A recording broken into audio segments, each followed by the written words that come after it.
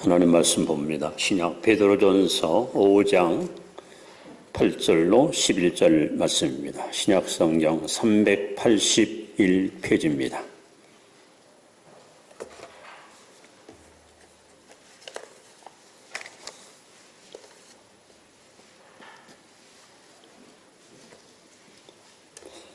베드로전서 5장 8절로 11절 이제 교독합니다. 근신하라 깨어라 너희 대적 마귀가 우는 사자같이 두루 다니며 삼킬 자를 찾나니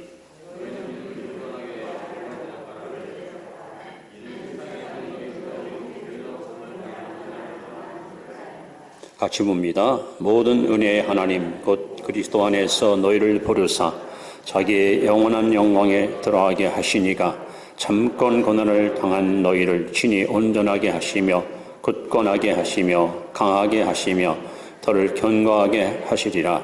권능이 세세무궁하도록 그에게 있을지어다. 아멘. 교회 수식을 늘 성령 충만하시고 믿음으로 승리하시 바랍니다. 인사합시다.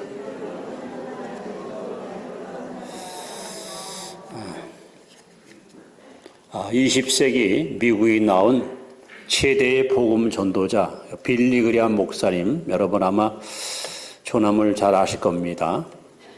이분이 쓴 소위 사탄론이라는 책에 보면은 마귀가 신자들을 어떻게 무너뜨리는가, 이렇게 사탄은 저와 여러분들을 하나님으로부터 분리시키기 위해서 지금도 우는 사자와 같이 그렇게 삼킬 자를 두루 찾고 있습니다. 첫째는 교회 출석은 필요에 의해서만 하라. 내키지 않으면 출석하지 말고 기분이 별로 좋지 않으면 교회 가지 마라. 그냥 내게 필요할 때, 뭔가 유익할 때, 마음에 이끌릴 때 출석하라. 이 사탄의 전략입니다. 둘째는 전도나 성경 공부에 절대 참여하지 말고 새신자들에게 친절히 대하지 마라. 셋째, 목회자나 신자들이 선을 행할 때 칭찬하지 마라. 그리고 탐욕, 배척, 배반, 시기, 원망, 이러한 도구를 적극 활용해서 신자들을 영적으로 무너뜨려라. 이것이 사탄을에 나오는 사탄의 전략입니다. 여러분, 계시록 12장 12절에 보시면 지금 마귀는 우리가 사는 우주, 이 지구에 쫓겨 내려와서 막 분을 내요. 자기의 멸망의 때, 심판의 때 가까운 걸 알고 하나님의 교회를 무너뜨리기 위해서 백방으로 지금 역사하고 있습니다. 심지어 우리가 읽은 본문에 보시면 우는 사자와 같이, 여러분, 굶주린 사자가 먹잇감을 찾기 위해서 막 길길이 날뛰는 것처럼 이 교회는 누구를 삼키면, 이 가정은 누구를 삼키면, 이 구역은 누구를 삼키며 지금 삼킬 자를 두루 찾고 있습니다.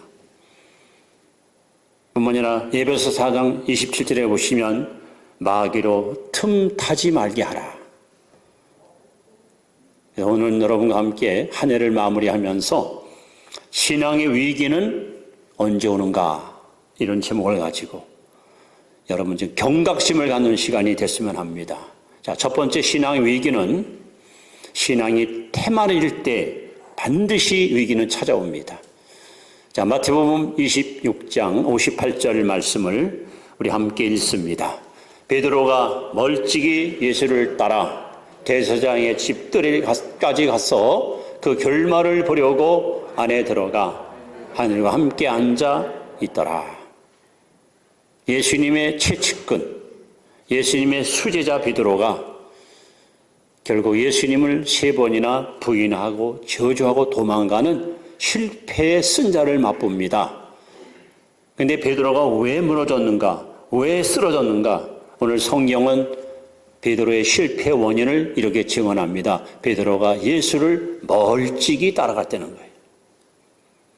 평소에 베드로는 그런 사람이 아니에요. 성격이 다혈질적이라 굉장히 열정적이고 생동적인 그런 성품을 갖고 있어요.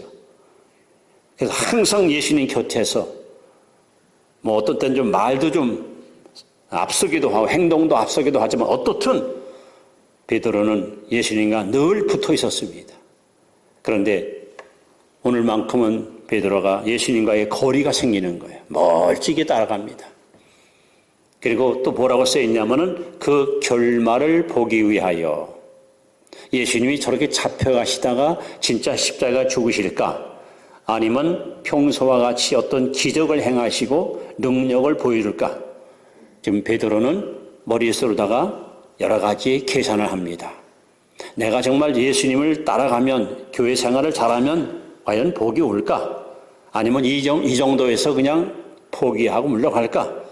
이렇게 뭔가 실익을 따지는 베드로의 이 안타까운 모습을 보게 됩니다.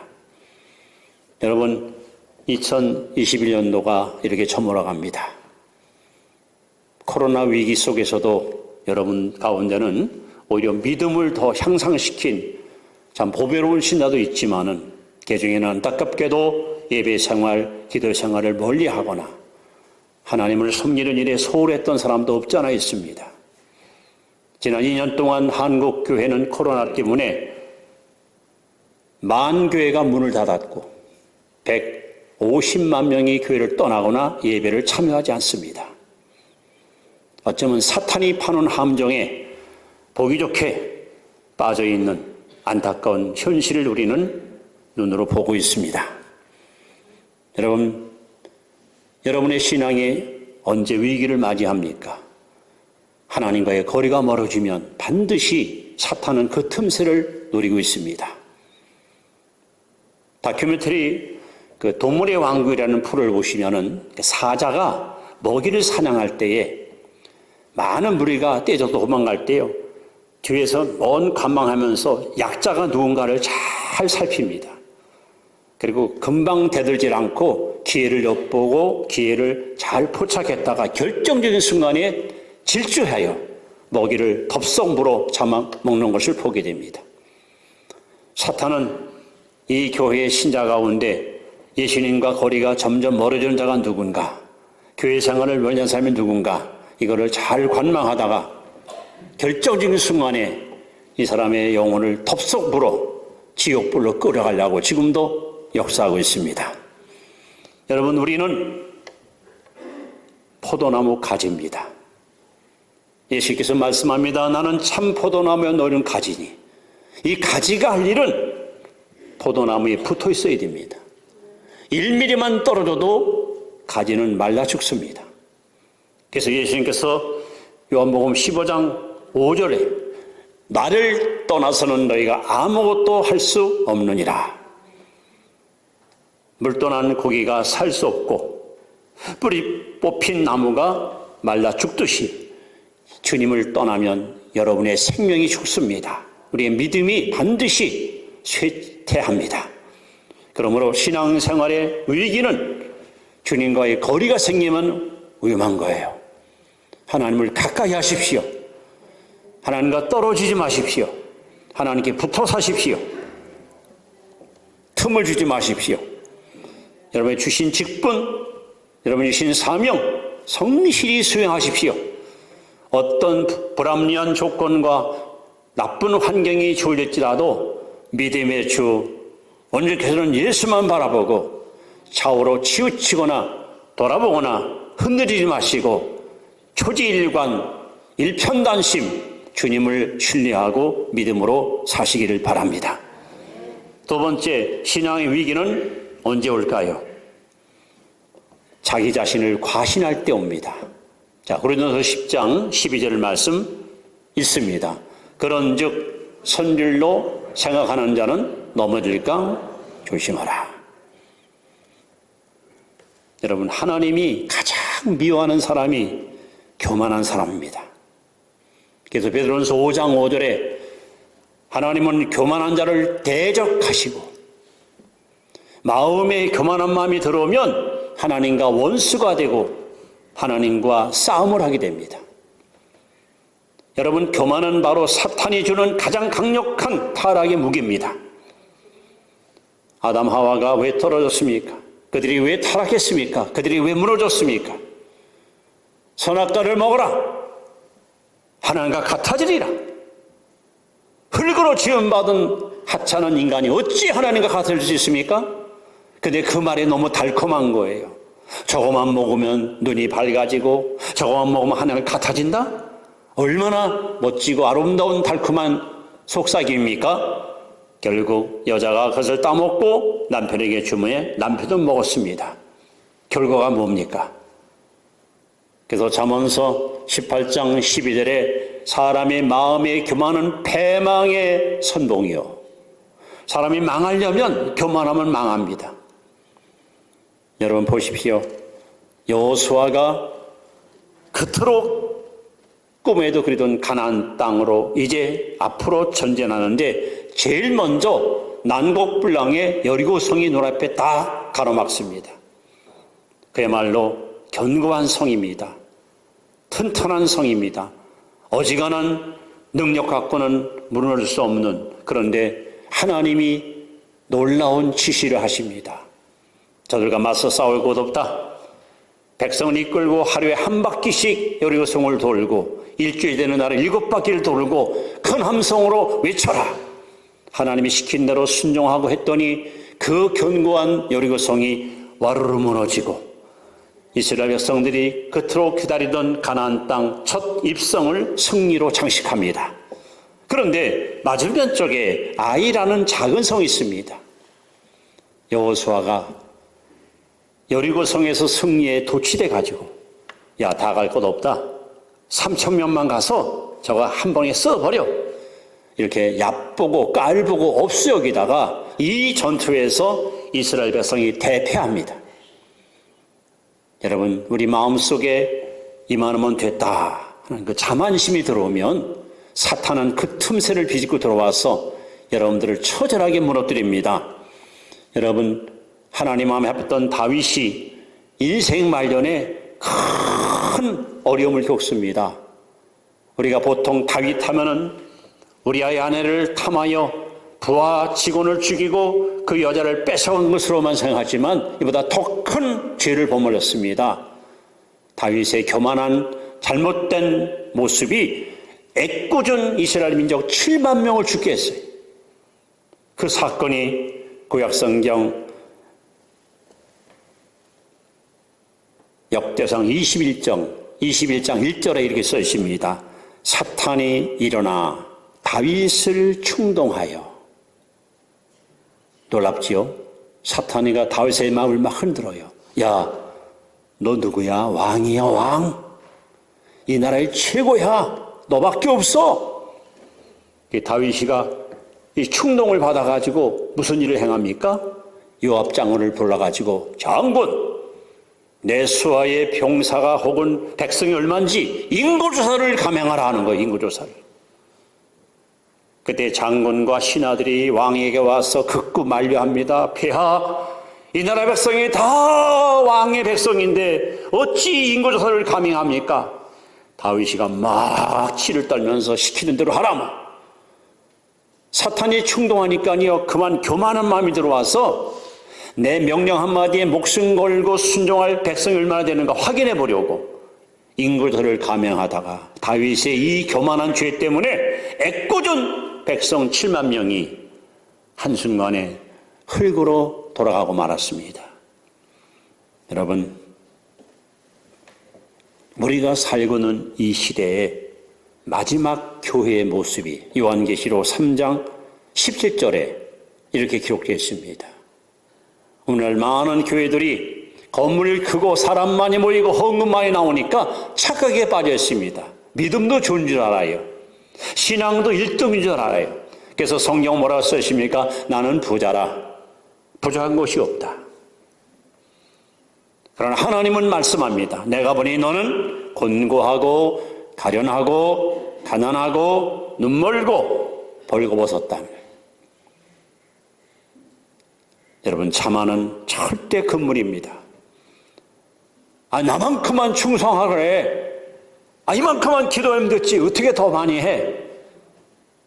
여러분, 절대 우리는 스스로 자만에 빠져가지고 나 아니면 안 된다, 내가 최고다, 이러한 어리석은 교만한 생각, 이때 사탄은요 그걸 노리는 거예요. 봄에 논에 모를 심거나 밭에 보리를 심으면 제일 먼저 그 피나 깐부기가 먼저 자라납니다. 쭉정이가 더 우쭉 자랍니다. 그래서 성경은 분명히 말합니다. 섰다고 하는 데는 넘을까 조심하라. 우리는 끝까지 첫째도 겸손, 둘째도 겸손, 셋째도 겸손. 나의 나된 것은 하나님의 은혜입니다. 내가 아니라 주의 은혜입니다 하고 하나님께만 영광 돌리고 하나님께만 집중해야지, 나를 드러내고 나를 과시할 때 사탄은 그 틈새를 비집고 돌아와서 여러분들을 반드시 무너뜨리려고 유혹합니다. 자만을 절대로 여러분 물리치시 바랍니다. 자, 사람이 왜 또 신앙의 위기를 만날까? 세 번째 이유는요, 원망과 불평을 행할 때 반드시 여러분 위기가 찾아옵니다. 자, 이번엔 민수기 구약성경 14장 28절 말씀, 여기 참 기가 막힌 말씀이에요. 한번 읽어봅니다. 시작. 그들에게 이르기를 여호와의 말씀에 내 삶을 두고 맹세하노라. 너희 말이 내 귀에 들린 대로 내가 너에게 행하리니. 너희 말이, 여러분이 하는 말을 누가 들어요? 하나님이 듣고 계세요. 그리고 여러분이 말한 대로 하나님이 행하신다는 거예요. 이 말의 전말은 이렇습니다. 애굽을 탈출한 지, 애굽을 벗어난 지 만 2년 되던 해에 가데스 바네라는 광야에서 모세가 약속의 땅 가나안 땅을 탐자라고 각 지파에서 가장 믿음 좋고 성실하고 모험이 있고 욕망스러운 사람을 하나씩 뽑아 12정탐꾼을 파송합니다. 40일 동안 그들이 가나안 전 지역을 다 탐지하고 돌아옵니다. 200만 백성들은 학수고대하며 그들이 무사히 돌아오기를 기도했고, 그들이 백성 앞에 와서 보고를 하기 시작합니다. 처음엔 보고 내용이 같았어요. 여러분 기뻐하십시오. 가나안 땅은 비옥한 땅입니다. 젖과 끓이는 땅입니다. 그리고 한 정탐꾼이 어깨에 메고 온 아름드리 포도송이를 버쩍 쳐들고, 이세겔째 딴 포도송인데 정말 맛이 너무도 좋습니다. 백성들은 꺼이꺼이 울고 박수치고 하늘을 위해서 소리 지르며 와 만세 만세, 드디어 우리는 약속의 땅에 들어가서 마음껏 행복을 누릴 수 있겠구나. 그렇게 흥분의 도가니가 한 광야에 울려 퍼지기 시작합니다. 그런데 모두가 들떠서 막 흥분했는데 갑자기 찬물을 끼얹는 소리가 들리는 거예요. 영어로 말하면 but, but. 그러나 이 한마디. 그러나 가나안 땅에는 7 족속이 살고 있고 우리가 어떤 아낙 자손이 사는 헤브론 골짜기에는 성읍이 견고하고 병사가 무장되어 있고 우리는 그들 앞에 메뚜기보다 못합니다. 우리는 가야 죽습니다. 이 말을 듣자마자 백성들이 간담이 선을 하고 하나님 감사합니다. 그 입술이 순식간에 불평으로 원망으로 바뀝니다. 그리고 그들은 모세를 향해서 왜 우리를 이것을 인도해 왔냐고 원망하기 시작했고, 이제는 하나님을 향해서 외칩니다. 차라리 이 광야에서 죽었으면 좋겠습니다. 우리를 죽여주시오. 여기서 죽는 것이 낫겠습니다. 그때 하나님이 나타났습니다. 그리고 말씀합니다. 내 귀에 들린 대로 내가 행하리라. 그 200만 명 가운데 가나안 땅은 우리가 반드시 차지할 수 있습니다. 하나님이 함께 하시니 우리가 이깁니다. 적들은 우리의 밥입니다 했던 여호수아와 갈렙 두 사람만 약속의 땅에 들어가고 나머지 200만 명은 자기들이 말하는 그대로 광야에서 다 멸망당했습니다. 여러분, 살고 죽는 것이 혀의 권세에 달려 있습니다. 여러분, 말 조심해야 됩니다. 하나님이 여러분이 하는 말 다 듣고 있습니다. 특히 하나님께 대해서 불신앙적인 말 하지 마십시오. 어떤 이유라도 우리는 원망과 불평의 말을 내뱉으면 안 됩니다. 이 사건을 사도 바울은 고린도서 10장 11절에 이렇게 기록합니다. 그들에게 일어난 이런 일, 즉 가나안 땅에 들어가지 못하고 광야에서 죽은 이런 일들은 본보기가 되고 또 말씀을 만난 우리를 위하여 깨우치기 위해서 기록되었다. 그러니까 마지막 때를 사는 여러분과 제가 이스라엘 백성들처럼 하나님을 원망하고 지도자를 원망하고 감사보다는 불평으로 일관할 때 그들이 가나안 땅을 눈앞에 두고 못 들어간 것처럼 하나님께서 예비해 놓으신 영광스러운 천국에 우리는 도달할 수 없다는 거예요. 여러분, 욥의 이야기를 우리는 종종 듣습니다. 자식이 어리에 한순간에 죽고 몸의 건강이 다 사라지고 그 엄청난 재물이 그야말로 풍비박산됐습니다. 마귀는 지금 뭘 노리는 거예요? 욥에서 원망이 나오기를, 원망의 소리 나오기를 계속 물고 늘어지는데 욥은 하나님을 찬양합니다. 하나님을 예배합니다. 하나님께 감사합니다. 아무리 흔들어서 불평이 안 나오니까 이번엔 부인을 충동시켜가지고 부인이 욥에게 다가와서 여보, 당신은 이 적용임에도 불구하고 하나님을 믿어? 그때 하나님을 저주하고 죽으시오 하고 또 악담을 퍼붓습니다. 그때 욥은 오히려 아내를 갖다 다독거리면서 우리가 그동안 받은 복이 얼마나 많고 누린 복이 얼마나 컸소. 어찌 누린 것을 감사해야지 이런 것을 불평합니까? 하고 욥은 절대로 그 입으로 자신의 신세 타령하거나 불평하지 않고 하나님께 감사했습니다. 여러분, 마귀는 여러분 입에서 감사가 사라지고 아유 어쩌다 내 팔자가 어쩌다 내 신세가 여러분 입에서 불평이 원망이 쏟아나오기를 바랍니다. 벌써 여러분 입에서 불평과 원망이 자꾸 나온다는 얘기는 사탄한테 자꾸 빌미를 주는 거예요. 이런 사람들에게 사탄은 서서히 접근해 와서 여러분들을 결국 도둑질하고 죽이고 멸망시키기를 자행합니다. 그러므로 신앙의 위기는 우리 입술에, 우리 마음에 감사가 사라지고 원망과 불평이 터져나올 때 그때가 바로 신앙의 위기입니다. 그래서 성경은 분명히 우리에게 증언합니다. 범사에 감사하라. 이는 그리스도 예수 안에서 너를 향하신 하나님의 뜻이니라 하십니다. 자, 네 번째로 신앙의 위기는 언제 올까요? 욕심에 이끌릴 때에 신앙의 위기가 찾아옵니다. 야고보 1장 14절로 15절 말씀입니다. 읽습니다. 오직 각 사람이 시험을 받는 것은 자기 욕심에 끌려 미혹 때문이니 욕심이 잉태한 즉 죄를 낳고 죄가 장성한 즉 사망을 낳느니라. 요한복음 8장 44절에 마귀를 가리켜서 욕심장이 거짓말장의 아비라고 예수님이 말씀합니다. 아까 말씀한 대로 에덴 동산에서 아담 하와가 왜 쓰러졌습니까? 욕심 때문이에요. 하나님과 같아지려고. 먹지 말라고 분명히 하나님 명했는데 먹는 날은 하나님 같아진다니까 그걸 따먹은 거예요. 결국 욕심이 인간을 파멸로 이끌고 말았습니다.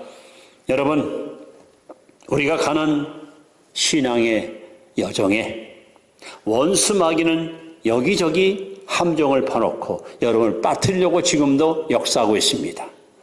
특히 야고보서 1장 14절 잘 보시면 오직 각 사람이, 여러 사람이 아니에요. 각 사람, 개개인이 시험을 받는 것은 자기 욕심에 끌려 미혹 때문이에요. 여기 미혹이라는 단어가 낙심안에 걸린 미끼 이런 뜻이에요. 여러분 낚시해 보셨습니까? 낚시도 뭐 민물 낚시 있고 바다 낚시 있고 다양하잖아요. 그리고 무슨 고기를 잡냐에 따라서 미끼가 달라요. 보통 우리는 그냥 지렁이 같은 거 가지고 와서 고기 잡으랬지만 그것은 여기서나 가능하지 바다에 가면 또 다릅니다. 그래서 고기가 좋아하는 미끼를 가지고 와서 던져야 내가 원하는 고기를 낚을 수 있습니다. 마귀는 여러분이 뭘 좋아하는가, 여러분이 뭐에 환장하는가, 뭐만 보면 그냥 눈이 확 뒤집어지고 그거 그냥 잡으려고 몸부림치는가, 그걸 너무 잘 알아요. 예를 들어서 다람쥐다 보십시오. 요한복음 12장에 보시면 6절에 나오죠. 저는 도둑이라 돈길을 맞고 돌을 훔쳐갔다요. 가는 자는 한마디로 돈을 사랑했어요. 돈을 좋아했어요. 이것이 마귀한테 딱 노출된 거야. 어떤 일이 벌어집니까? 요한복음 13장 2절에 마귀가 유다의 마음속에 예수를 팔려는 생각을 집어넣었다 그랬어요. 아, 저놈이 돈을 좋아하는구나. 그렇다면 예수를 팔게 해야겠다. 여러분, 얼마나 사탄이 교묘한지 아십니까? 지금도 원수 마귀는 우리가 가는 앞길에 육신의 정욕, 안목의 정욕, 이생의 자랑, 즉 소유욕, 쾌락욕, 과시욕, 이러한 미끼를 턱 던져놓고 우리를 갖다 낚아채려고 백방으로 여러분 역사하고 있습니다. 문제는 뭐냐? 내 속에 욕심이 들어오면 문제가 생기는 거야. 물속에 있는 물고기가 여러분 낚시바늘을 못 보잖아요. 미끼만 보잖아요. 그러니까 서로 막 달려와서 야, 저거 내가 먼저 맡은 거야, 내 거야 하고 막 탁 무는 순간에 낚아채잖아요.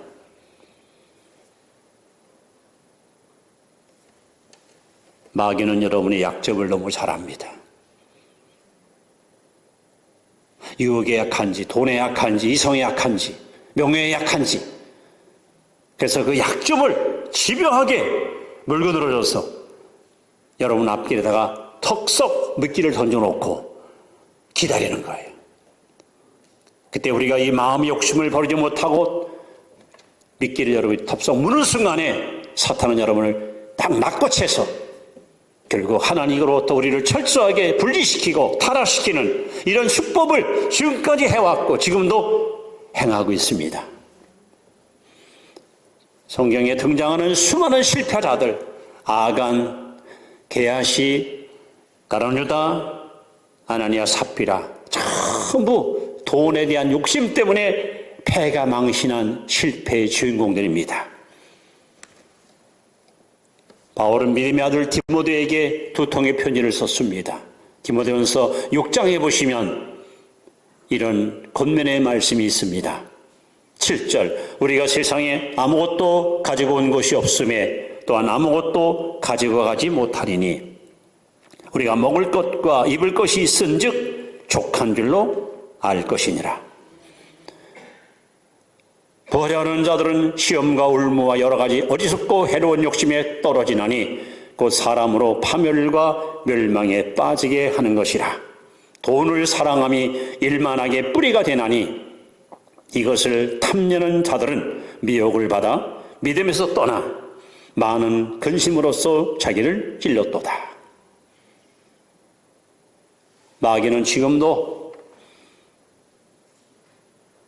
소유욕, 쾌락욕, 과시욕이라는 세 가지 무기를 가지고 이 미끼를 가지고 여러분 앞에다가 턱 던져놓고 어서 먹어봐, 어서 물어봐 여러분을 넘어뜨리려고 유혹하고 있습니다. 그래서 성경은 그리스도인, 우리가 흔히 말하는 예수쟁이, 진짜 신앙인이 누구냐? 갈라디아 5장 24절에 그리스도 예수의 사람은 그 육체와 함께 정과 욕심을 십자가에 못 박았느니라. 여러분의 정욕과 욕심을 십자가에 못 박은 사람, 그게 진짜 예수쟁이에요. 여러분 안에 여전히 욕심이 기승을 부리고 욕심이 여러분의 마음을 갖다가 좌지우지한다면 여러분들은 진정한 신앙인이라고 인정받을 수가 없습니다. 이제 말씀을 마무리합니다. 지금 우리는 특히 한국 교회는 코로나 때문에 심각한 위기를 이미 맞이해왔고 지금은 맞고 있습니다. 아까 말씀한 대로 2년 동안 말일지어 만교회가 문을 닫고 150만 명의 교회를 떠나거나 예배를 참여하지 않습니다. 얼마나 심각한 위기를 만나고 있습니까? 그 배후에는 사탄이 코로나를 통해서 철저하게 교회를 무너뜨리고 교회의 힘을 와해시키려고 지금도 백방으로 역사하고 있습니다. 여러분, 신앙의 위기는 방금 말씀대로 신앙생활이 태만해질 때, 기도생활 게을리하고 예배생활 소홀히 하고 말씀생활 멀리할 때, 그때가 여러분 진짜 위기입니다. 더 나아가서 여러분 자신을 과신할 때, 이만하면 됐다 하고 자만심에 빠졌을 때, 그리고 불평과 원망이 여러분 입에서 흘러나올 때, 마음의 욕심을 품을 때, 그때가 가장 위험한 시기입니다. 결국 이 위기는 총체적 위기로 나아갑니다. 결국 하나님을 떠나거나 교회를 등돌리거나 하나님께로부터 완전히 분리되는 그런 비극적인 인물로 전락할 수 있습니다. 나무는 뿌리가 튼튼해야지, 뿌리가 병들면 반드시 이 나무는 언젠가는 소멸됩니다. 쓰러집니다. 우리의 영혼이 잘 돼야 됩니다. 믿음의 뿌리가 튼튼해야 됩니다. 그래서 오늘 하나님은 우리에게 이 혼란한 시대에서 어떻게 우리는 믿음을 지킬 것인가 이렇게 명령하십니다. 근신하라 깨어라 그랬습니다. 근신하라 깨어라. 정신을 차리고 깨어 있어야 합니다. 지금도 155마일 우리 신선을 지키는 우리 조국의 권한, 우리 병사들이 있잖아요. 여러분 그 파수병들이 졸고 있으면, 그들이 정신을 차리지 않고 깨어있지 않으면 안보에 큰 위협을 만날 수 있습니다.